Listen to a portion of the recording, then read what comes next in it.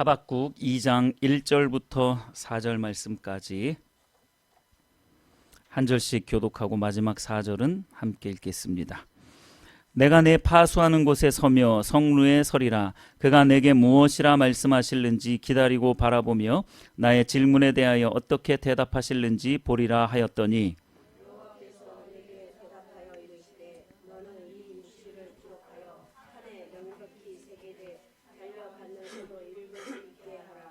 이 묵시는 정한 때가 있나니 그 종말이 속히 이르겠고 결코 거짓되지 아니하리라. 비록 더딜지라도 기다리라. 지체되지 않고 반드시 응하리라. 보라, 그의 마음은 교만하며 그의 속에서 정직하지 못하나 의인은 그의 믿음으로 말미암아 살리라. 아멘. 오늘 이 본문 말씀을 통해서 오늘을 믿음으로 산다는 것은 이라는 제목의 말씀을 같이 살펴보도록 하겠습니다. 제가 의도한 것은 아니었는데요. 3주 동안 믿음에 대한 그런 내용들이 좀 이어졌습니다. 그러니까 믿음 그 이후의 삶에 대해서 함께 또 살펴봤고요. 또 지난 시간에는 내가 바라는 것이 실제 내가 믿는 것입니다 라는 그러한 제목으로 믿음에 대한 그러한 내용들을 계속 살펴보고 있습니다. 오늘은 그러면 이제는 우리가 믿음으로 매일매일을 살아가야 되는데 한번 믿은 것으로 구원 얻는 그 믿음으로 그저 끝이 아니라 이제는 그 믿음의 삶을 매일매일 살아가야 되는데, 그렇다면 오늘을 믿음으로 살아가야 되는데 오늘을 믿음으로 살아간다는 게 도대체 뭐냐라는 거죠. 이 부분을 같이 말씀을 통해서 살펴보려고 합니다. 오늘 우리가 하박국 2장 1절부터 4절까지 말씀을 같이 살펴봤는데요. 하박국이 무언가를 하나님 앞에 말씀을 드렸어요. 그런데 하나님이 무언가 1차로 말씀을 하셨어요. 그런데 이 하박국이 그 말씀에 대해서 완전히 수긍이 간 것 같지가 않아요. 그래서 또 재차 하나님 앞에 묻습니다. 도대체 이게 무슨 일입니까? 그리고 난 다음에 오늘 본문이 시작되는 겁니다. 내가 망대에 서서 성루에 서서 하나님이 뭐라고 말씀하시는지 내가 한번 들어보리라 라고 이렇게 말씀을 하고 있는 거죠.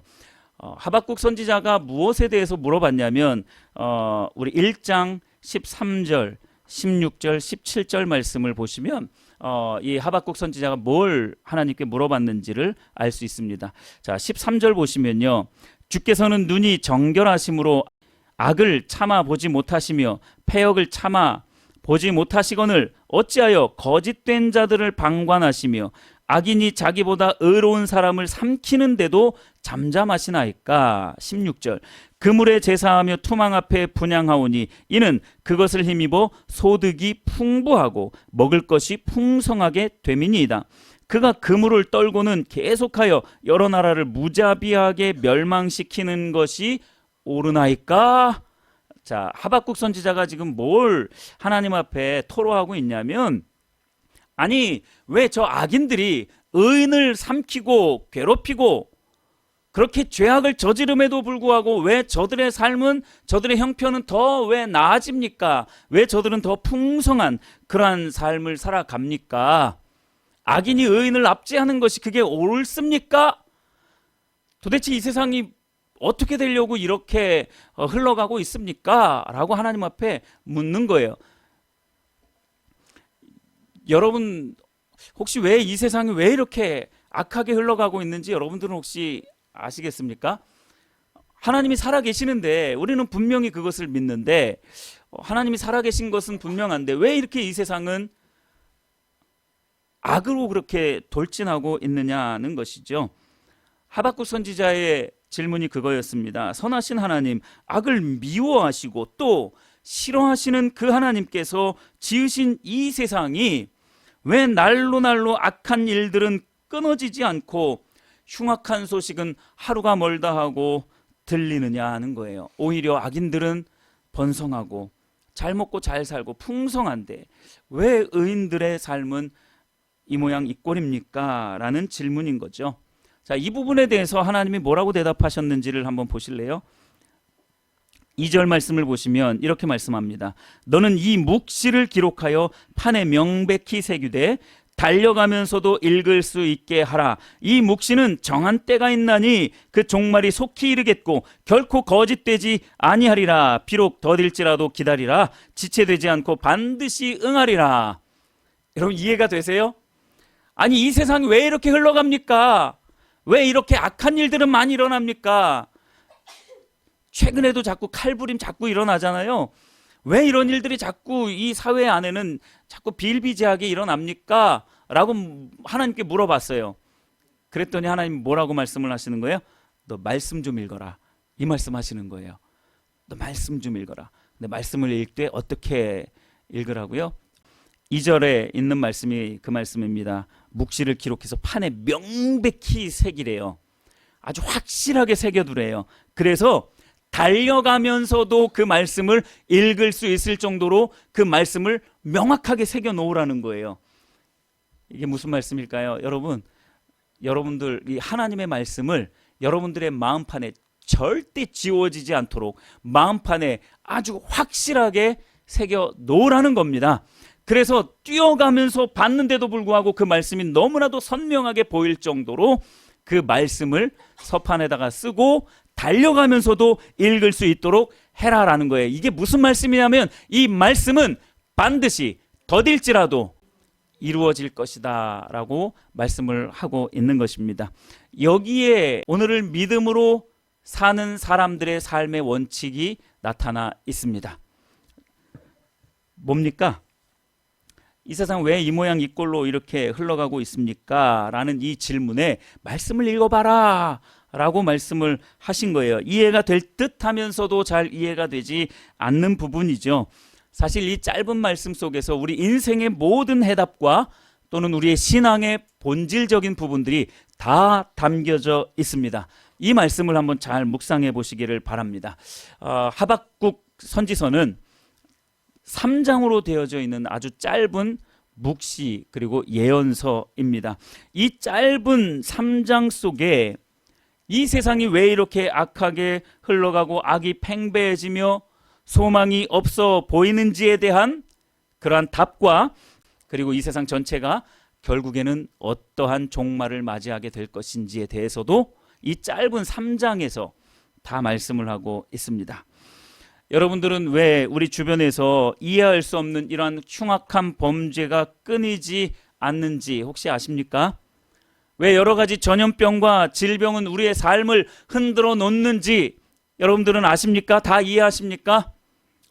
경제적인 문제, 심리적인 문제, 그리고 관계의 문제 속에서 계속해서 우리의 신앙은 흔들리고 있는데 왜 이러한 일들은 끊어지지 않느냐는 것이죠. 여러분들은 그 모든 것들을 다 이해하고 다 알고 계십니까?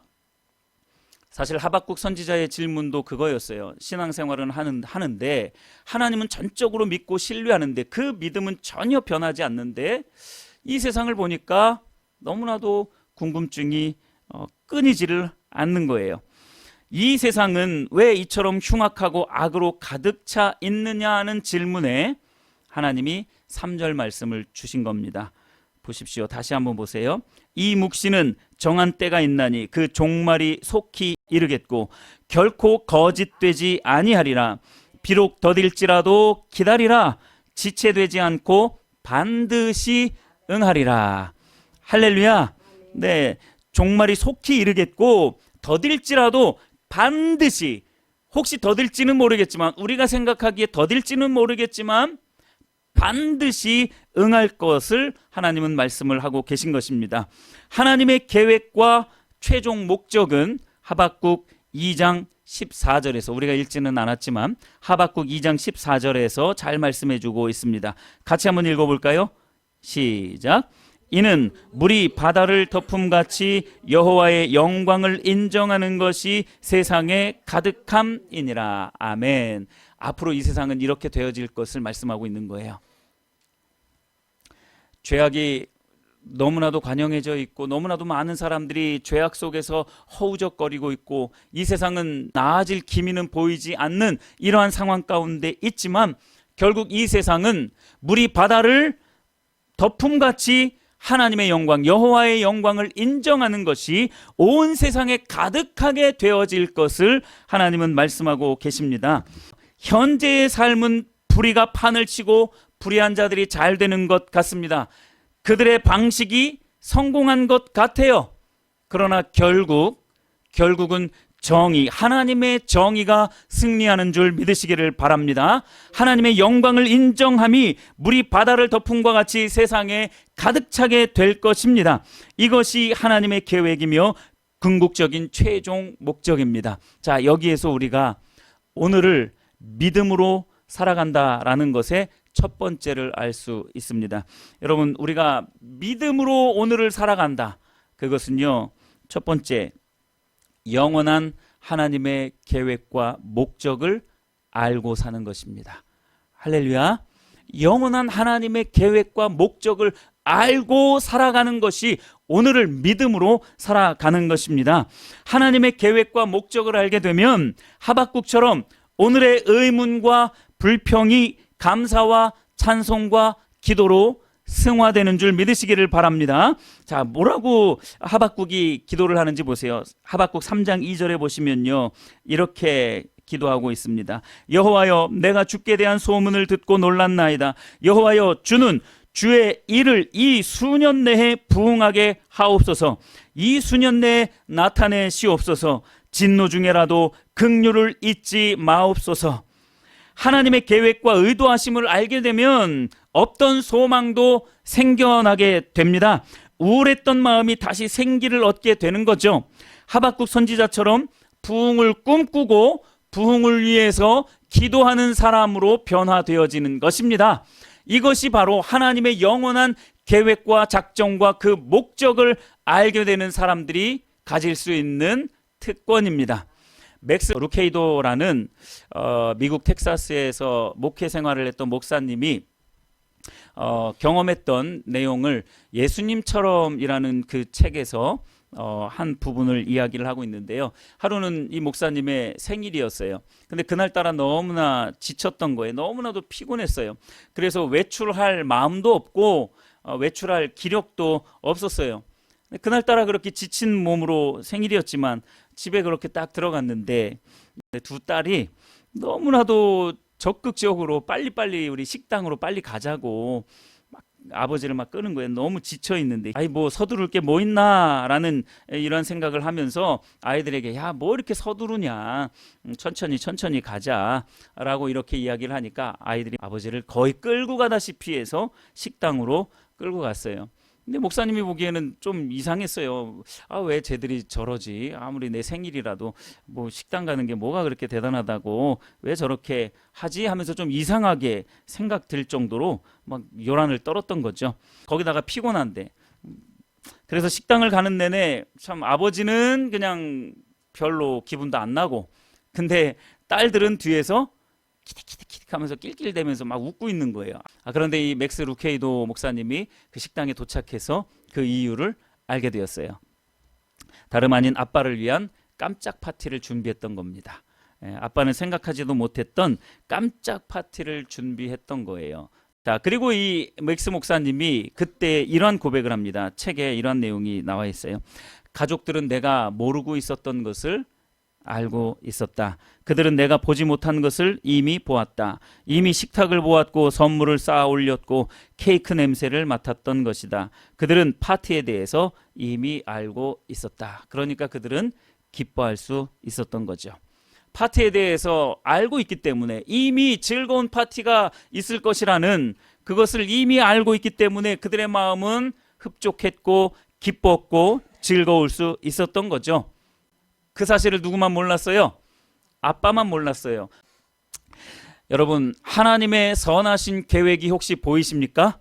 영원 전부터 작정하셨던 그 목적이 여러분들 눈에 선하게 보이시느냐고요. 그게 보여야 오늘을 믿음으로 살아갈 수 있는 거예요. 하나님께서 계획하신 그 영원하신 계획과 작정하심이 오늘 보여야 오늘을 믿음으로 살아갈 수 있는 거예요. 기쁨 가운데, 마음의 평안 가운데 그렇게 살아갈 수 있는 거죠. 여러분, 하나님은 우리에게 이미 하나님 자신의 계획을 우리 모두에게 알려주셨습니다. 그 중에 한 부분이 어디에 나타나 있냐면 예레미야 29장 11절에 나타나 있습니다. 여호와의 말씀이니라 너희를 향한 나의 생각을 내가 아나니 평안이요 재앙이 아니니라 너희에게 미래와 희망을 주는 것이니라. 아멘. 하나님의 계획이 보이십니까? 재앙이 아니고요. 우리에게 하나님은 무엇을 주시기를 원하느냐? 미래와 희망을 주시기를 원합니다. 물론 이 말씀은 우리가 잘 알고 있듯이 우리가 하나님을 전 존재로 사랑하며 하나님을 온 마음으로 찾고 주의 얼굴만을 구하는 그러한 신앙의 자세에서 주시는 하나님의 생명입니다. 이것이 하나님이 우리에게 주시고자 하시는 계획이고 목적입니다. 여러분, 우리가 이것을 안다면, 우리에게 주어질 이 하나님의 계획과 이 목적을 안다면, 우리에게 주실 준비해 놓으신 그 유업을 우리가 미리 알고 오늘 하루를 살아간다면, 이것은 바로 믿음으로 오늘 하루를 살아가는 것이 되는 것입니다. 오늘을 믿음으로 산다는 것은 바로 이처럼 말씀을 통해서 하나님의 영원하신 계획과 목적과 뜻을 미리 어떻게 해요? 미리 보면서 살아가는 것을 말합니다. 그 안에 온전한 신뢰와 기쁨이 넘쳐날 수 있습니다. 이렇게 오늘을 믿음으로 살아가시기를 예수님의 이름으로 축복합니다. 두 번째로 오늘을 믿음으로 산다는 것은 현실에 뿌리 박힌 영성으로 살아가는 것을 말합니다. 방금 전은요, 미래에 있을 하나님의 약속, 그 약속을 붙들고 사는 거예요. 그런데 그것만으로는 또 부족합니다. 오늘을 믿음으로 사는 삶은 결말을 알고 매일매일을 사는 것을 포함하지만 동시에 현실을 회피하지 않는 영성이 있어야 합니다. 오늘을 믿음으로 산다는 것은 현실에 뿌리 박힌 영성을 가지고 살아가는 사람인 거예요. 현실과 동떨어진 영성은 없습니다. 균형을 잃은 신앙이고 한쪽으로 치우친 그러한 영성입니다. 현실에 뿌리 박힌 영성이라고 하니까 현실에 뿌리를 박고 이 영성이 드러나야 한다라고 하니까 이 신앙이 또는 영성이 이 현실 속에 파묻히는 것은 아니냐라고 이렇게 걱정하는 분들이 있을 수 있습니다. 여러분, 그게 아니겠죠. 당연히 오히려 현실 속에 파묻히는 게 아니라 그 신앙이, 그 영성이 현실 속에 파묻히는 게 아니라 그 현실 속에서 더 빛나야 할 줄 믿으시길 바랍니다. 현실 속에서 이 영성이 뿌리는 박지만 오히려 현실 속에 파묻히는 게 아니라 현실 속에서 더 빛이 나야 한다는 거예요. 또한 이 현실 속에 뿌리 박힌 이 영성은 현실 가운데에서 끌려다니는 게 아니라, 현실에 의하여서 끌려다니는 게 아니라 그 현실을 뭐 하는 거예요? 이끌어가는 겁니다. 그게 현실에 뿌리 박힌 영성이라고 말을 하는 겁니다. 성도는 궁극적으로 하늘의 소망을 둡니다. 당연히 하늘의 소망을 둡니다. 그러나 이 현실에도 뿌리 박힌 그 영성이 있어야 하는 것이죠. 여러분, 영성이라는 말 들어보셨죠? 스피리추얼리티라고 영성이라는 말 아마 들어보셨을 겁니다. 이 영성이 도대체 뭐냐라는 거죠. 우리가 지금 현실에 뿌리 박힌 영성에 대해서 말씀을 나누고 있는데, 그러면 그 현실에 뿌리 박힌 그 영성이라는 게 뭘까? 영성이라는 것은 한마디로 말하면 신적인 성품을 말하는 겁니다. 이 신적인 성품은 성령의 지배를 어느 정도로 풍성하고 충만하게 받느냐에 따라서 결정이 되어집니다.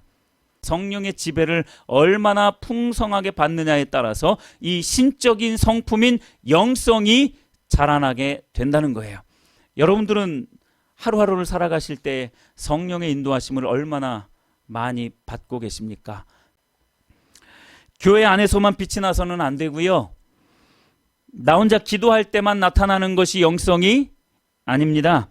현실의 삶 속에서 마치 흙 속에 묻혀있던 진주가 발견되어졌을 때 그 빛을 발하듯이 묻혀있는 게 아니라 빛을 발하는 거예요. 근데 단순히 그것이 내가 혼자 기도할 때만 나타나는 게 아니라는 거예요.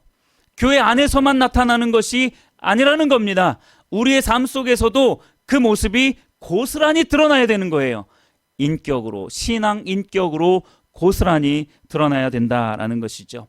성경의 인물들 중에 현실과 동떨어진 영성을 가지고 있었던 인물은 단 한 사람도 없었습니다. 온전한 신앙의 선배들 중에는요, 이 현실과 동떨어진 영성을 가지고 있었던 사람은 아무도 없었습니다. 모세를 한번 보실래요? 모세를 어떻게 설명을 합니까? 모세는 그 온유함이 세상에 있는 모든 사람들보다 뛰어났다라고 그렇게 말씀을 하고 있어요. 온유함이 모세는 모든 사람들보다 더 뛰어났다라고 말을 하는 거예요. 이게 현실에 뿌리 박힌 영성이에요. 그 온유함의 인격이 그 모든 사람들보다 더 뛰어났다는 거죠. 다윗은 어떤 사람이었습니까? 현실 속에서 이리 엎어지고 저리 엎어지고 코 깨지고 자빠지고 까지고 난리가 아니었어요. 그러나 그러한 현실 속에서 거기에 파묻히는 것이 아니라 그 안에서도 여전히 하나님만을 찾고 하나님만을 구하고 눈물 콧물 쏟으면서 하나님의 말씀에 복종했던 사람이 또 다윗이었습니다. 이게 현실 속에서 빛이 났던 영성이었던 거예요. 또 다니엘은 어떻습니까? 타국에서 총리가 되었어요. 나란 일을 돌보고 있었는데 정치적으로나 인격적인 부분에 있어서 어떤 사람도 태클을 걸 수가 없었어요.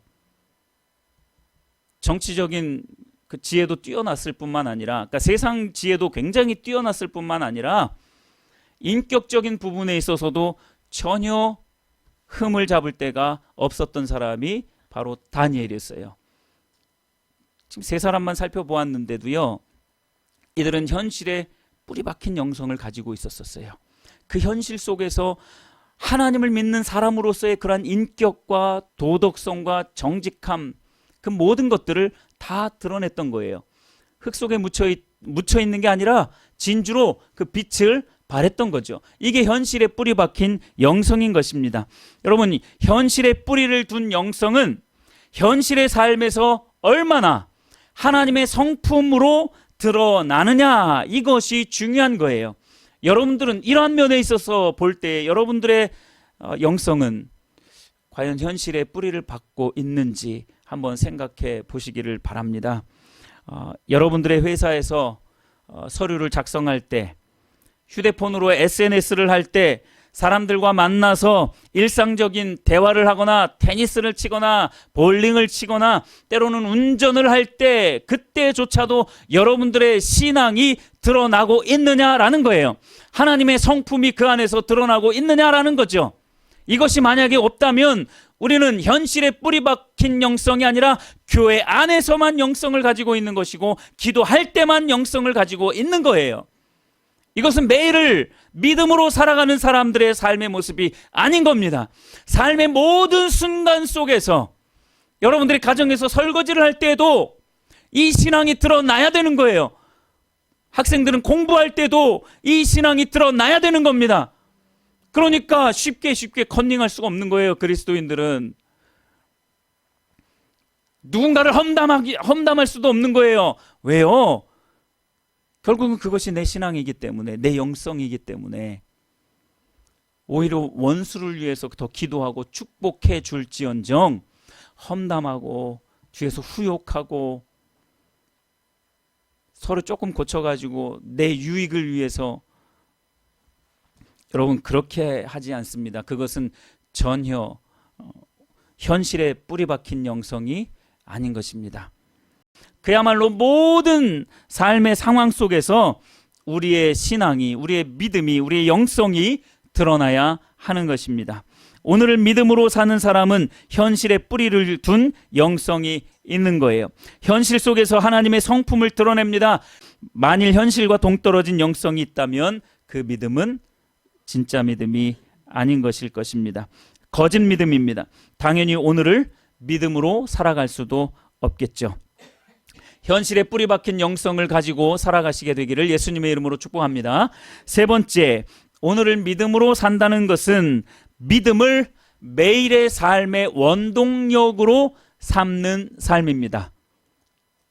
매일의 삶의 원동력이 뭐라고요? 믿음이 되어지는 거예요. 믿음이 내 삶의 원동력이 되어져야 하는 겁니다. 여러분들이 일상 얼마나 바쁩니까? 그야말로 눈코 뜰 새 없이 바쁘잖아요. 때로는 숨을 어떻게 쉬어야 하는지조차도 모를 정도로 숨 가쁜 그러한 삶을 살아갑니다. 이러한 삶 속에서 진정으로 우리의 영혼 육을 호흡하게 만드는 것은 믿음인 줄 믿으시길 바랍니다. 믿음이 우리를 호흡하게 만드는 거예요. 믿음이 우리를 오늘 하루도 살아갈 수 있게끔 해주는 겁니다. 믿음이 이 각박한 세상을 살아갈 수 있는 힘을 주는 것이죠. 본문 4절을 한번 보시겠습니다. 본문 4절을 보시면 의인은 그의 무엇으로 말미암아 살아간다고 말씀하고 있습니까? 믿음으로 말미암아 살아간다고 말씀을 합니다. 믿음으로 말미암아 산다. 믿음으로 말미암는다라는 것은요, 믿음을 통해서 산다는 거예요. 믿음이 없이는 이 삶이 유지가 될 수 없다는 것을 말씀을 하고 있는 거예요. 다시 말하면 믿음이 내 삶의 원동력이 되어진다라는 거예요. 우리에게 있어서, 우리 육신이 살아가는 데 있어서 가장 필요한 게 뭡니까? 호흡이잖아요. 여러분, 물이나 먹는 것은 필수적인 부분이지만 40일을 안 먹고 안 마시고도 사는 사람이 있어요. 그러나 여러분, 호흡은 단 몇 분만 하지 않더라도, 물론 기네스북은 뭐 10분도 넘어가는 것 같대요. 그 사람입니까? 물고기지? 어떻게 10분을 넘게 숨을 안 쉴 수 있는지 참, 하여튼 그런 쪽으로 달란트 있는 사람도 있어요. 어찌되었든지 일반적인 사람들은 한 1, 2분만 숨을 못 쉬면 죽어요. 호흡이 그만큼 중요해요. 호흡이라는 것은 우리 삶에 있어서 가장 필수적인 것이죠. 마치 호흡이 우리 삶에 있어서 가장 중요한 것인 것처럼 우리 믿음은요, 그것보다도 더 중요한 거예요. 결국 이 믿음이 없이 삶을 산다는 것은 그렇게 생각하시면 됩니다. 시체가 돌아다니면서 살고 있는 거예요. 겉으로 보았을 때는 멀쩡하고요, 스마트하고 예쁘고 멋있고 공부 잘하고 좋은 직장 가지고 있고, 그래서 아주 훌륭한 삶을 살아가고 있는 것 같지만 영적으로 보았을 때는 시체가 걸어다니는 거하고 똑같아요. 시체가 열심히 컴퓨터 타이핑 치고, 시체가 월급 받고, 그거 가지고 시체가 열심히 밥 먹고 살아가는 것과 똑같은 거예요. 믿음으로 말미암아 산다는 것은 믿음이 없이는 우리가 살 수 없다라는 것을 말씀을 하고 있는 거예요. 결국 매일을 믿음으로 산다는 것은 결국 그 믿음이 내 삶의 원동력이 되어지는 것이고, 마치 호흡과 같이 내 생명에 있어서 가장 필수적인 요소다라는 것을 말씀하고 있는 거예요. 근데 어떻게 믿음 없이 살아가고 있는지, 믿음이 우리의 삶을 유지시킬 뿐만 아니라 더 윤택하게끔 만드는 그 원동력이다라는 거예요. 호흡은 인간의 생명을 유지하는 데 가장 필수적인 요소예요. 중환자실 여러분 가보셨어요? 이 호흡기 이거 떼면 바로 죽어요. 중환자실에 있는 그 환자들은요, 이 산소 호흡기를 떼버리면 바로 숨을 거둔다는 거죠. 여러분, 숨을 왜 죽는다라는 것을 왜 숨을 거둔다라고 표현을 할까요? 숨을 거둔다라는 표현을 영어로 보니까 마지막 숨을 쉬다라는 그러한 표현으로 되어져 있더라고요. 숨을 거둔다는 것이 마지막 숨을 쉰다는 거예요. 그러니까 마지막 숨을 쉬는 그 순간은 마지막 숨을 쉬었으면 이게 죽었다는 거예요. 숨을 거두었다, 이게 죽었다는 거예요. 숨이 멈추어지는 순간이 생명이 죽은 거예요. die, 죽었다라는 거예요. 여러분, 영적인 호흡은 바로 이 믿음이에요. 믿음이 없다면 이미 우리는 생명이 없는 거예요. 죽은 거나 마찬가지예요. 그러니까 믿음이 없이 오늘 하루를 살아간다는 것은요, 시체가 돌아다니는 거나 마찬가지예요. 걸어 다니는 거예요.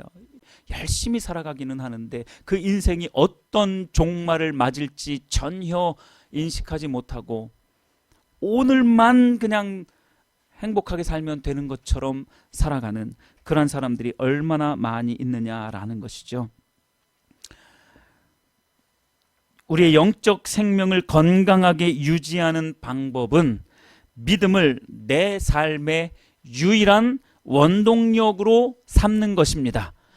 내 생명이 건강하게 유지될 수 있는, 영적인 생명이 건강하게 유지될 수 있는 유일한 방법은 믿음이라는 거예요. 성도 여러분은 과연 매일의 시간을 과연 이 믿음으로 살아내셨습니까? 여러분들은 오늘 하루를 살아가는데 이 믿음을 의지해서 살아갔느냐는 거예요. 하나님을 인식하고 그 하나님과 동행하고 그 하나님의 말씀에 순종하면서 살아갔느냐라는 것이죠. 여러분, 결국 하박국 선지자의 이 세상을 향한 의문점은 오늘을 믿음으로 살아야 한다는 하나님의 말씀을 통해서 해결이 되어진 거예요. 이 믿음이 없으니까 모든 것들이 다 의문이에요. 의문투성입니다. 도대체 하나님이 살아계시기나 한지라는 그런 생각으로 살아가는 거죠. 하나님께서 이 세상의 부조리나 믿는 자들을 다스리시고 인도하시는 방법에 대해서 더 이상 하박국은 대꾸하지 않게 되었습니다. 오직 중보하며 기도할 뿐이었습니다. 왜냐? 결국 하나님께서 이를 이루시고 최선의 결말을 나타내실 것을 믿었기 때문인 거예요. 그게 첫 번째 오늘을 믿음으로 살아가는 주제였잖아요.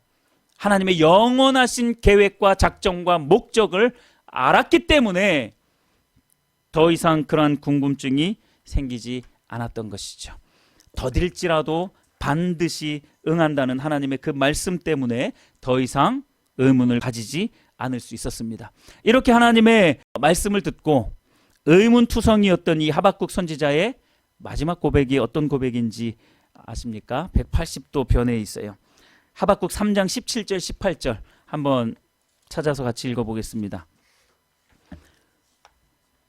그 의문투성이었던 이 세상의 부조리를 보고 궁금증이 많았던 이 하박국 선지자의 마지막 고백이 3장 17절 18절 말씀입니다. 같이 읽어보죠. 시작.